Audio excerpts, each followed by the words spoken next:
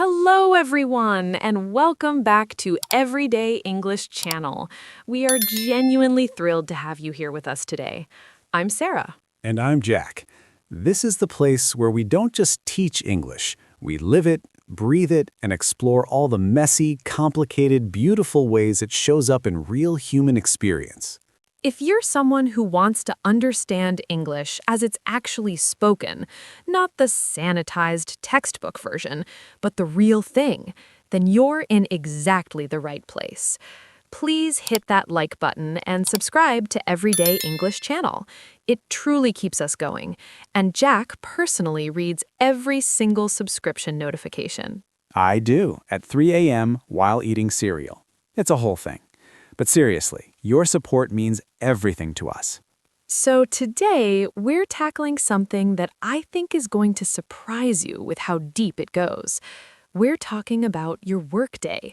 Not the glamorous, I crushed it at my job version you post on social media, but the actual, unfiltered reality of what it feels like to spend 8, 9, 10 hours of your life doing work. And I know what some of you are thinking. Work? That's boring. Why would I want to listen to a whole podcast about work? But here's the thing. Work isn't just what you do, it's where you spend the majority of your conscious adult life.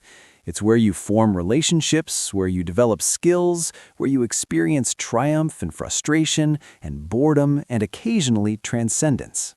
Transcendence at work? That's ambitious. Stay with me, because I think we've all had those rare moments where we're working on something and we completely lose track of time. Hours pass like minutes. We're so absorbed that we forget to eat, forget to check our phones, forget everything except the task in front of us. That's transcendence, and it's tragically rare. You're talking about flow state, when your skill level perfectly matches the challenge level and you're just in it. But Jack, be honest, how often does that actually happen in your workday? Maybe once a month, if I'm lucky. Most days are not flow state. Most days are what I call grinding through quicksand. You're moving, but it's effortful, and you're not entirely sure you're getting anywhere. Grinding through quicksand. That's bleep, but accurate. And I think that's what makes talking about work so interesting. There's this enormous gap between what we think work should be and what it actually is. We're told to find your passion, to love what you do.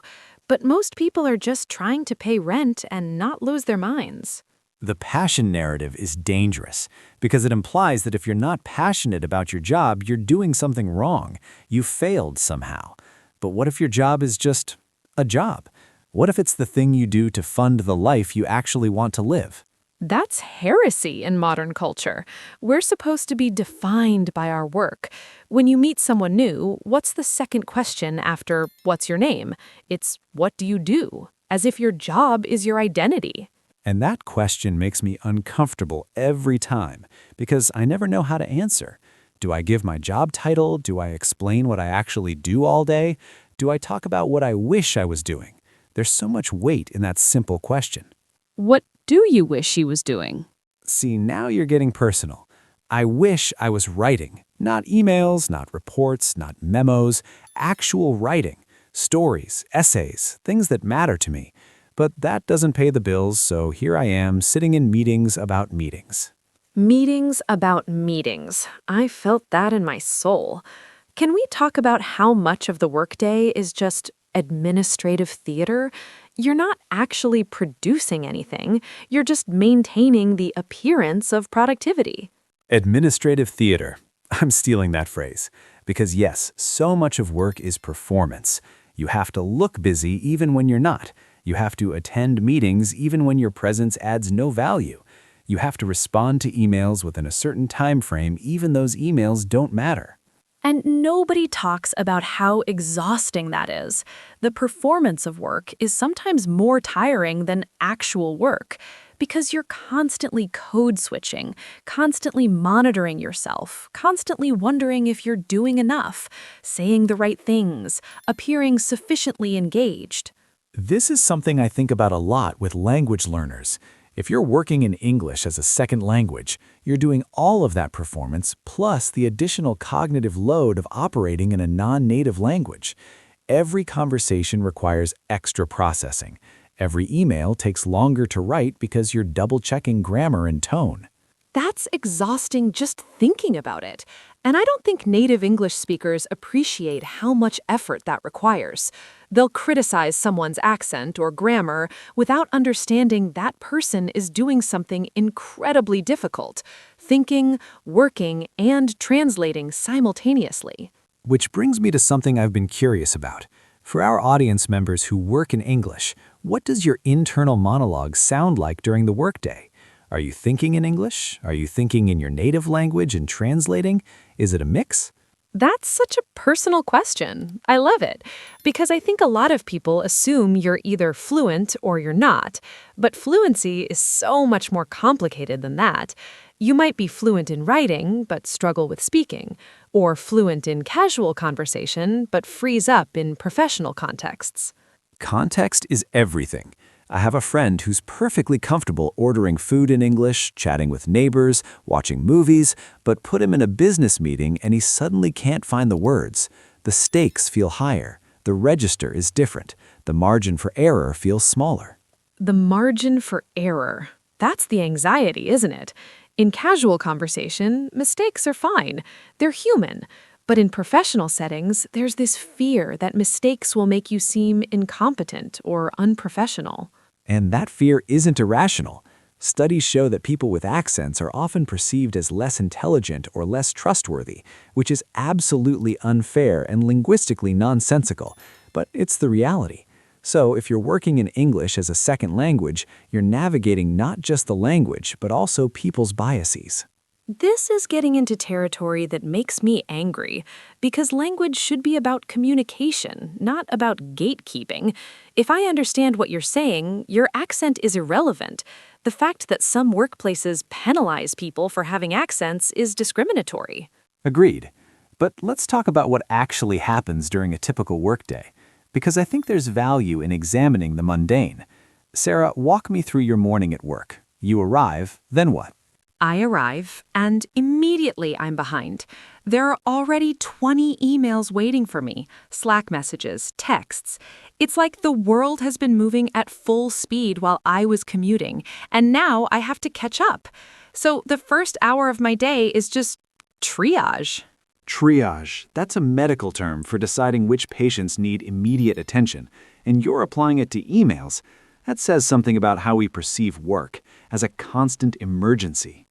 It does feel like an emergency, because there's always this sense that if you don't respond immediately, something terrible will happen. Someone will be angry, a project will fail, you'll be seen as unreliable. So you respond, and before you know it, it's lunchtime and you haven't done any actual work. The tyranny of the urgent. Everything feels urgent, so nothing is truly prioritized. You're just reacting. And I think this is where a lot of people lose themselves.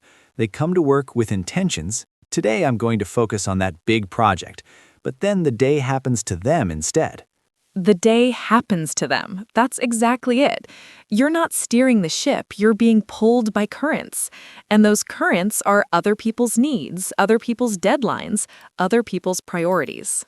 So how do you take back control? Or is that even possible in most work environments?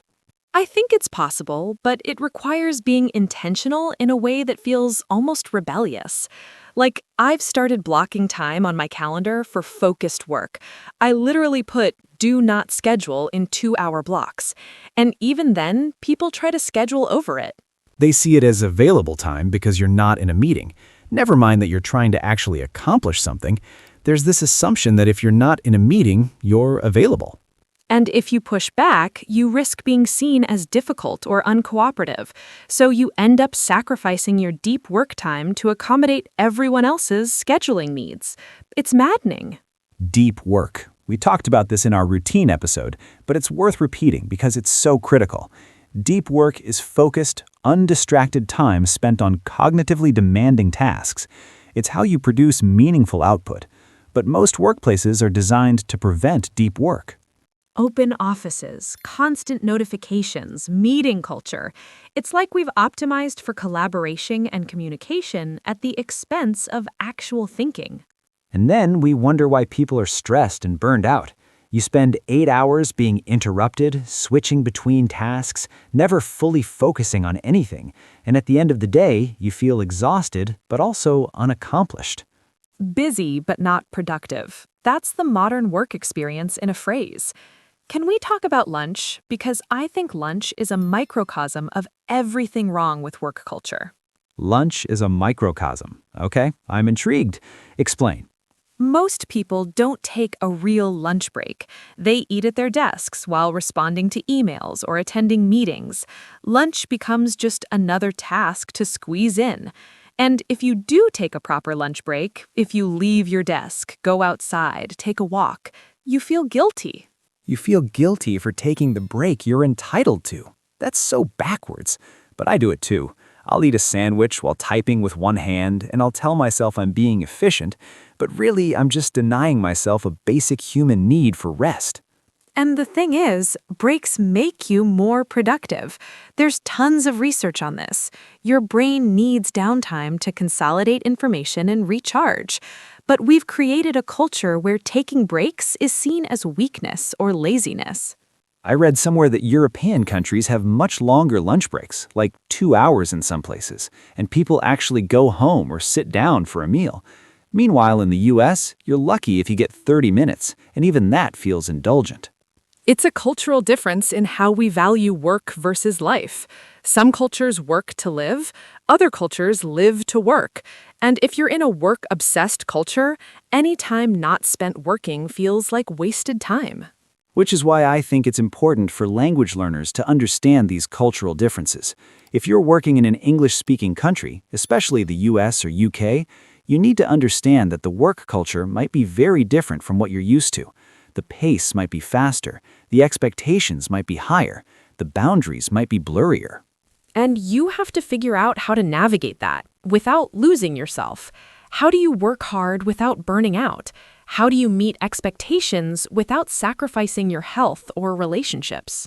I don't know if there's a good answer to that. I think you just do your best and hope it's enough. But let's talk about the afternoon, because I think the afternoon is when things really start to deteriorate. Oh, the afternoon slump. Is that what you mean? Exactly. Around 2 or 3 p.m., your energy crashes, your focus disappears, and you still have hours of work left. What do you do?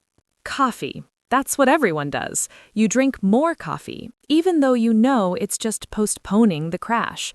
You're borrowing energy from your future self. Borrowing energy from your future self. That's a great way to put it. And eventually, your future self runs out of energy to lend, and you end up in this perpetual state of caffeine-fueled exhaustion. So what's the alternative? How do you get through the afternoon without destroying yourself? Honestly, I think the alternative is accepting that you're not going to be equally productive all day. Some hours are better than others. Maybe you do your most important work in the morning when you're fresh, and you save the afternoon for easier tasks. Admin stuff, emails, things that don't require deep thinking. That makes sense, but it requires a level of autonomy that a lot of people don't have. If your boss expects you to be equally productive from 9 to 5, you can't just say, "Sorry, I'm not sharp in the afternoon." True, which is why I think we need to rethink the 8-hour workday entirely. There's evidence that most people can only do about 4 or 5 hours of truly focused work per day. Everything beyond that is diminishing returns. 4 hours of focused work. That's it. So why are we sitting at desks for 8 hours? Because tradition, because presenteeism, the idea that you need to be seen working even if you're not actually productive, because we measure work in time rather than output. Time versus output. That's a fundamental tension. Should you be judged by how many hours you're present or by what you actually accomplish? And I think most workplaces still default to the hours model. Which is why remote work has been so disruptive. When you're not physically in an office, your boss can't see you sitting at your desk. So suddenly, output matters more than presence. And that makes some managers very uncomfortable. Because it reveals that a lot of jobs don't actually require 8 hours. You can get the same amount of work done in less time if you're focused and efficient, but admitting that would mean restructuring everything. And nobody wants to restructure. It's easier to maintain the status quo, even if the status quo is making everyone miserable. Speaking of miserable, can we talk about difficult coworkers? Oh, we're going there. Okay. Because yes, difficult coworkers can make or break your workday. You can love your job but hate your colleague, and suddenly work becomes unbearable. What makes a coworker difficult, in your experience? So many things. The coworker who takes credit for your work, the coworker who never responds to messages but then gets mad when you don't include them, the coworker who complains constantly but never offers solutions, the coworker who's always talking, always interrupting, always making everything about themselves. You've thought about this. I've lived this. And the worst part is, you can't escape these people. You're stuck with them. You can't just quit because of one annoying person, or maybe you can, but that feels extreme. So you have to find ways to cope. How do you cope with a difficult coworker without losing your mind or getting fired? Boundaries. Always boundaries. You have to be polite but firm. If someone's interrupting you constantly, you say, "I'm focused on this right now. Can we talk later?" If someone's taking credit, you make sure to document your contributions. You protect yourself without being overtly aggressive. That's exhausting, though, that emotional labor of managing other people's behavior while also trying to do your actual job. And I think women especially are expected to do this emotional labor. They're expected to smooth things over, to be nice, to not make waves. You're absolutely right. Women are punished for being direct in ways that men aren't. If a man is assertive, he's a leader. If a woman is assertive, she's difficult or aggressive. So you have to navigate this impossible balance of being effective without being perceived as threatening. This is reminding me that work isn't just about tasks and productivity. It's fundamentally about human relationships and power dynamics. And those dynamics are complicated, especially when you add in factors like gender, race, language, accent, age. Every workplace is its own ecosystem with its own politics and hierarchies. And figuring out how to navigate that ecosystem, who has real power, who's influential, who to align yourself with, who to avoid, that's a skill in itself. Office politics. Some people are naturally good at it. They understand the unwritten rules. They know how to network, how to position themselves. And other people, myself included, find it baffling and exhausting. I think a lot of language learners struggle with office politics because so much of it is cultural and implicit. The way you demonstrate respect, the way you disagree, the way you ask for things. These vary enormously across cultures. What's polite in one culture might be rude in another. Can you give an example? Sure. In some cultures, it's normal to directly disagree with your boss. You say, "I think that's wrong because," and it's seen as honest and constructive.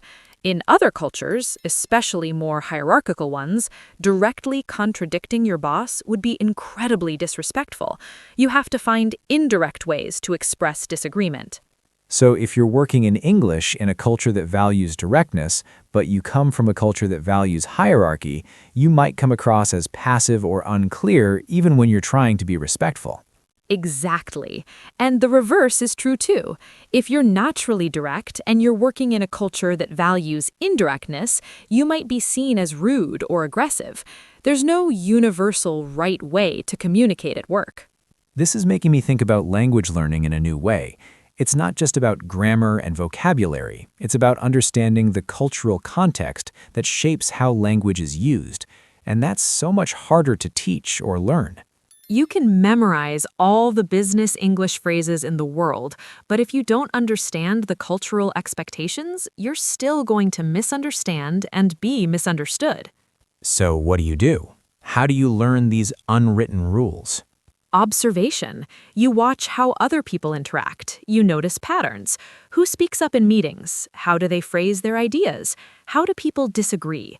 How do they give feedback? And then you experiment. You try different approaches and see how people respond. It's like being an anthropologist in your own workplace. That's a great analogy, and it takes time. You're not going to figure it all out in the first week or even the first month, but gradually you start to understand the culture and you learn how to operate within it effectively. What happens when the workday finally ends? Because I think the end of the workday is almost as interesting as the beginning. There's this moment where you're supposed to stop working, but do you actually stop working? That's such an important question. Physically, yes, I leave the office or close my laptop, but mentally, I'm still thinking about work. I'm replaying conversations, worrying about tomorrow, planning my next steps. The workday doesn't really end. Especially with smartphones, you can check your email from anywhere. You can be reached at any time. The boundaries between work and life have completely dissolved for a lot of people. And employers take advantage of that. They send emails at night, on weekends, and there's this implicit expectation that you'll respond. Even if nobody explicitly says you have to be available 24/7, the culture suggests it. So, how do you push back against that without jeopardizing your job? I think you have to set boundaries consistently and unapologetically. You don't respond to emails after a certain hour, you don't check your phone on weekends, and if someone questions it, you explain that you're more productive when you have time to rest and recharge. That sounds nice in theory, but in practice, if everyone else is responding to emails at 10 p.m. and you're not, you start to feel like you're falling behind or not committed enough. The culture has to change, and culture changes when enough people change their behavior. If more people refused to normalize after-hours work, eventually it would become unacceptable to expect it. You're right, and that's the trap. Everyone's individually powerless, so the system perpetuates itself. But I think there are small ways to resist. You can be a model for healthier work practices. You can support colleagues who set boundaries. You can advocate for policies that protect personal time. These small acts of resistance. I like that framing. Because you're right, most of us can't single-handedly change work culture, but we can refuse to participate in the worst aspects of it. And we can talk about it, like we're doing right now. Normalizing these conversations about work dissatisfaction, burnout, the need for boundaries, that's important. Because for so long, people suffered in silence, thinking it was just them, that they weren't good enough or strong enough. But it's not just you, it's the system. The system is broken, and recognizing that is the first step toward changing it, even if change feels impossibly far away. I want to ask you something, Jack. When you think about your workday, what would you change if you could change anything? Not just small tweaks, but fundamentally, what would be different? Wow, big question. I think I would want agency, real agency over my time and my tasks. I would want to say, this is what I need to accomplish this week, and then be trusted to accomplish it however I see fit. No pointless meetings, no performative busy work. Just trust me to do good work, and then leave me alone to do it. That's asking for autonomy, which, interestingly, is one of the key factors in job satisfaction, according to research. People are happier when they have control over their work, but most workplaces are structured around control and surveillance, not autonomy and trust. Because of this deep fear that if you give people freedom, they'll slack off. But I think the opposite is true. When people feel trusted and valued, they do their best work. It's when they feel micromanaged and disrespected that they stop caring. I completely agree. And I think this connects to something we haven't talked about yet: meaning. People want their work to mean something. They want to feel like they're contributing to something larger than just corporate profits. Meaning is huge. I remember reading about this study where they gave people a meaningless task, just moving blocks back and forth. For one group, they explained that it was part of an important research project. For the other group, they said it was just a task. The group that thought their work had meaning persisted much longer and reported more satisfaction. Because meaning transforms labor.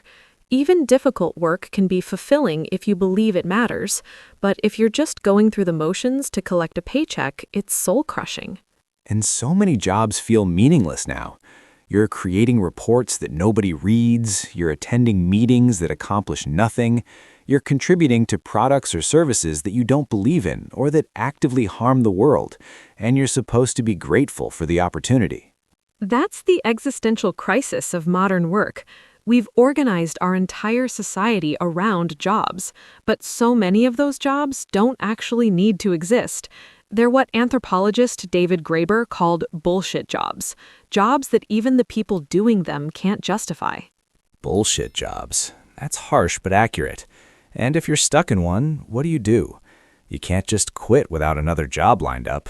You have bills, you have responsibilities. You endure, and you try to find meaning outside of work. You invest in hobbies, relationships, community. You accept that work is just the thing you do to fund your actual life. But that's so sad, because we spend more of our waking hours working than doing anything else. If work is just something to endure, then most of your life is just something to endure. Which is why I think these conversations matter. We need to be honest about what work is actually like. We need to question whether the current system serves human flourishing or just corporate profits. And we need to imagine alternatives. What would an alternative look like? I don't know. Maybe shorter work weeks. Maybe universal basic income so people aren't trapped in jobs they hate. Maybe more cooperatives where workers own the company and share in the profits. Maybe just better labor protections and work-life balance policies. These all sound utopian. They do, but things that seem utopian now were once unthinkable. 5-day work weeks, 8-hour days, weekends, these were radical demands that workers fought for. Maybe the next generation of workers will fight for something better. I hope so, because I think we've normalized a level of work-related stress and misery that shouldn't be normal. And for our audience, especially those of you working in English as a second language, I want you to know that you're already doing something incredibly difficult. Give yourself credit for that. Yes, operating in a second language all day, navigating unfamiliar cultural norms, managing the stress of work itself, that's a lot. And if you're exhausted, that's not weakness. That's just being human. Before we finish, I want to leave our audience with something practical. If you're struggling with your workday, here's what I suggest. Identify one thing, just one thing that makes your workday harder than it needs to be. Maybe it's checking email first thing in the morning. Maybe it's saying yes to every request. Maybe it's skipping lunch. One thing, and then change that one thing. Not everything, not your entire job or life, just one small thing, and see if it makes a difference. Because change doesn't have to be dramatic to be meaningful. Small adjustments compound over time. And maybe, gradually, your workday becomes a little more bearable. And we want to hear from you. Tell us in the comments, what's the hardest part of your workday? What's the best part? What would you change if you could? Use English, practice your writing, be real with us. Your stories matter to us. We learn from you just as much as you hopefully learn from us. And this community is built on that exchange. Honest conversations about real life. Thank you all for staying with us through this entire conversation, for listening to us explore work in all its complexity. If this resonated with you, please give us a thumbs up, share it with a colleague who needs to hear it, and subscribe to Everyday English Channel. Take care of yourselves out there. Your work doesn't define you. You're so much more than your job title. Until next time, remember that you're doing your best, and that's enough. Goodbye, everyone. Take care.